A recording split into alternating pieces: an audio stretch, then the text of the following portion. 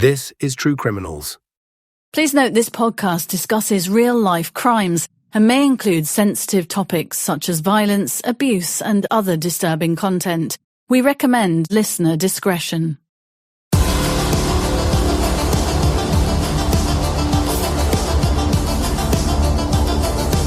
I'm journalist Helen Fospero. I'm crime reporter Martin Brunt. And this is True Criminals. A journey into the darkest corners of the criminal underworld with insights from decades of true crime reporting. The stories behind the stories, plus exclusive interviews with those closely involved in notorious cases. Re-examining crimes so shocking they still haunt our imaginations.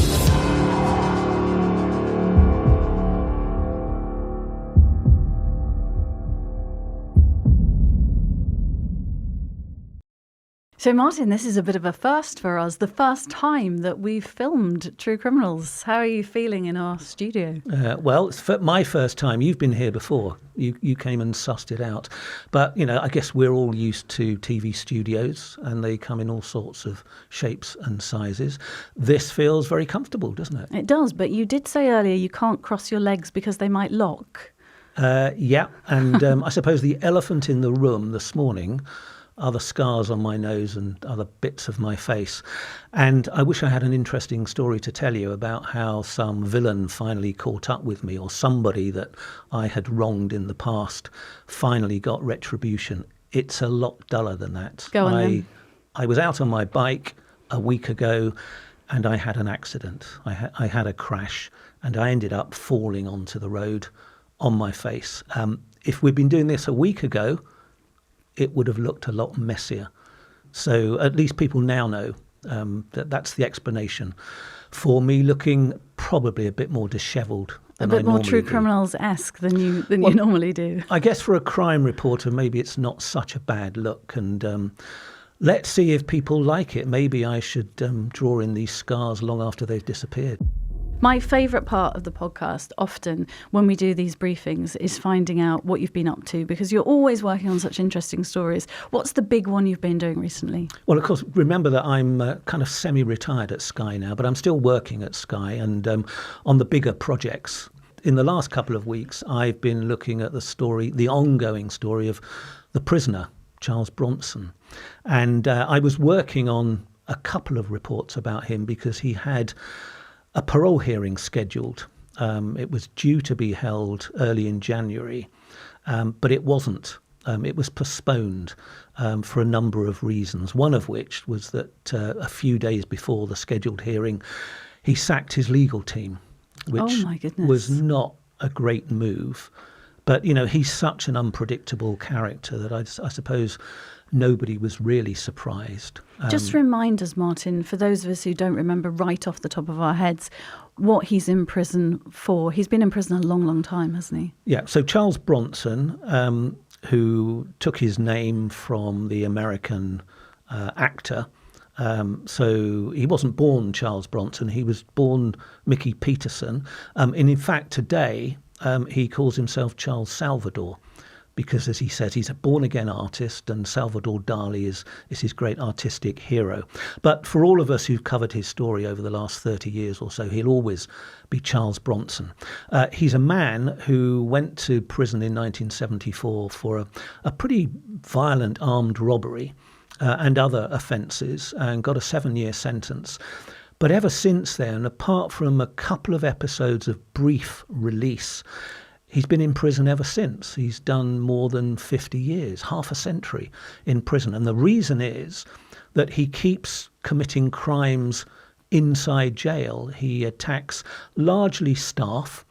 He will say he's provoked, but there have been a number of attacks on prison governors, prison teachers, some rooftop protests.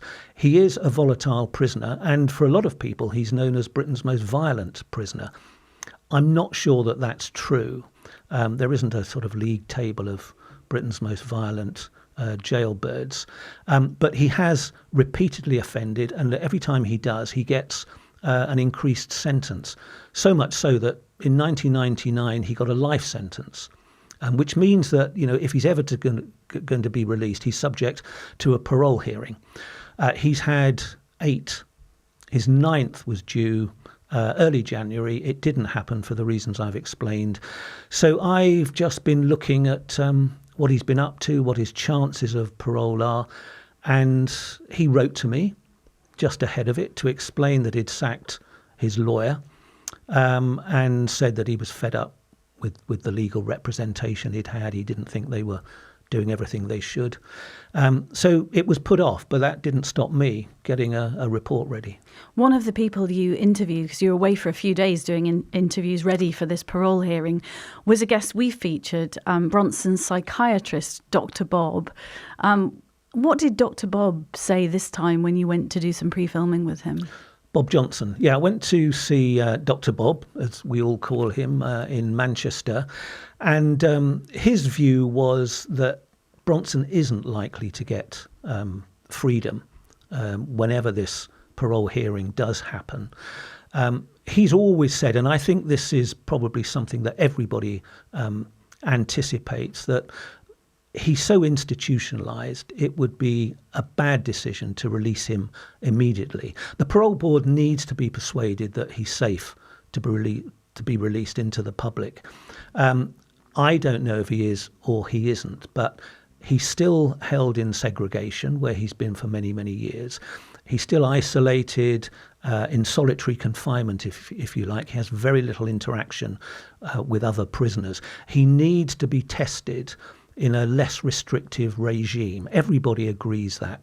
So the best thing I think the parole board could do is to suggest that his category A categorization is removed and he's moved to a less restrictive prison, perhaps a category B prison.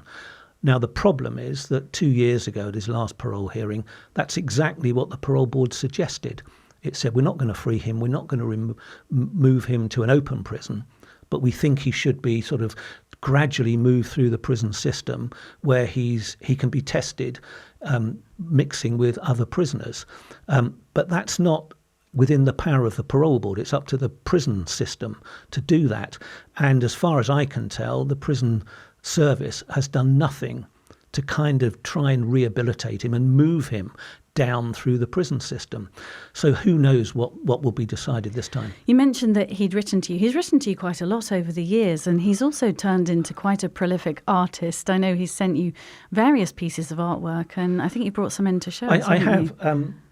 He wrote me a letter this time, as I said, explaining what was happening with the latest parole hearing. But look, I brought in some of the drawings just to give you a flavour. I don't know whether you've seen some of these before. I mean, he's a prolific artist, and he's been doing this for the last more than 20 years or so. And I've watched his art improve over the years. I mean, it's a very naive style, you can see. And, this one's entitled Insanity.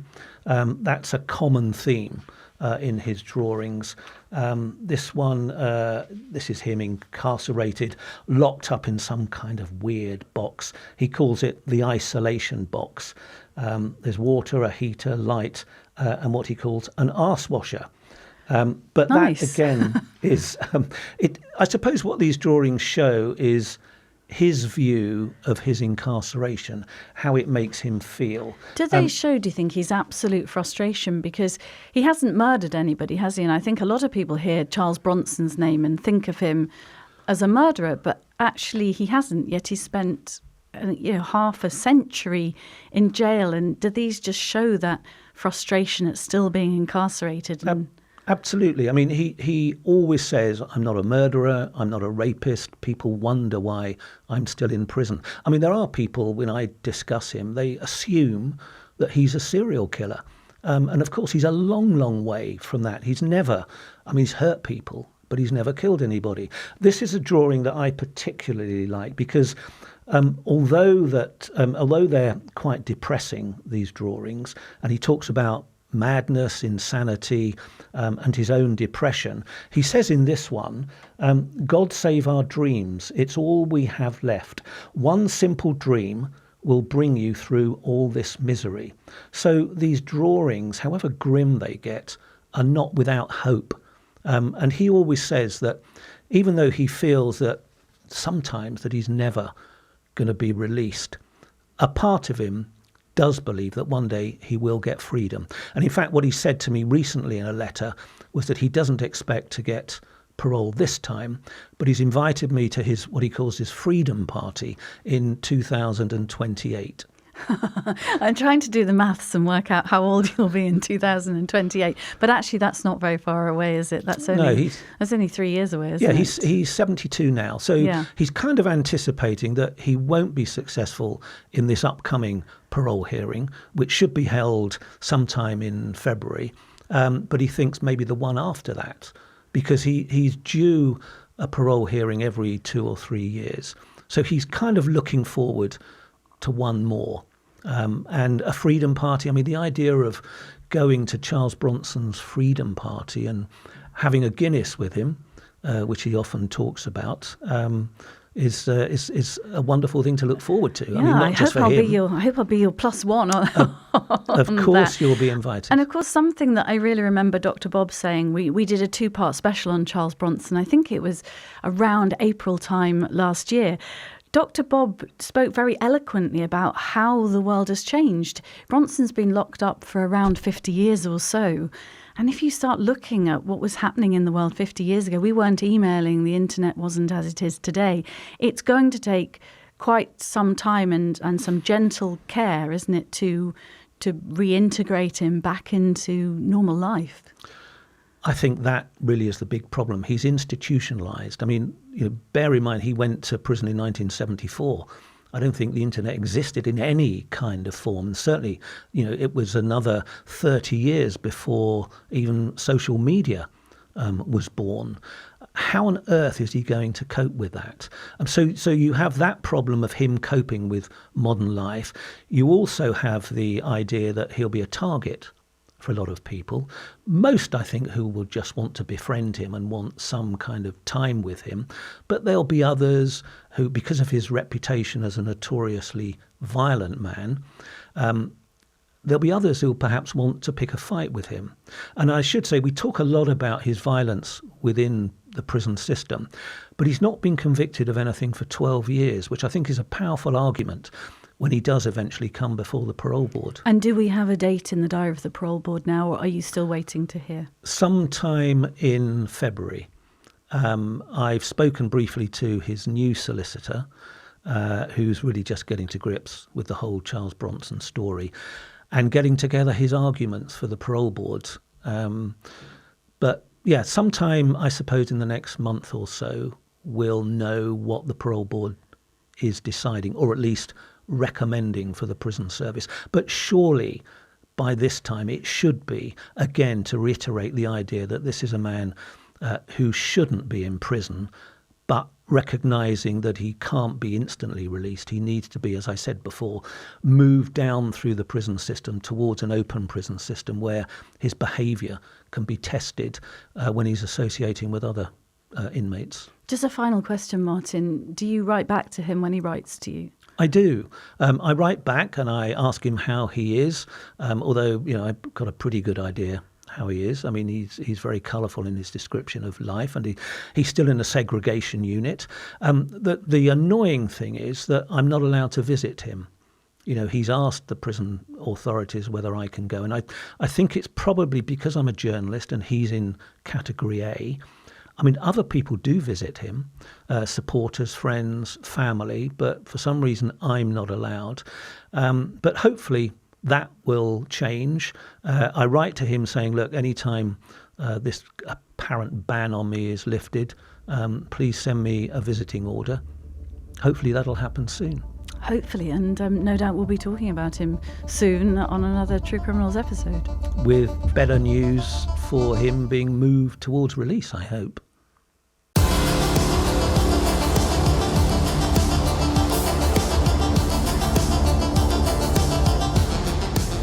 Welcome to our new Patreon followers. Thank you for joining. Just to remind listeners, if you want to hear the episodes ad-free, you can. Head over to patreon.com/True Criminals. Stay with us for 3 months at Patreon and we'll send you a free True Criminals mug.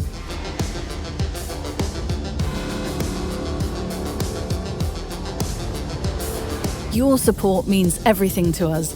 If you're enjoying the podcast, please take a moment to leave us a review. It helps us grow, reach new listeners, and keep bringing you the stories you love. This episode is brought to you by Audio Bleach Global.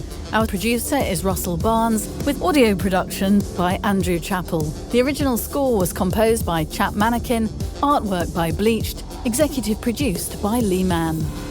Follow True Criminals on Instagram at true.criminals and on YouTube at youtube.com/@true-criminals.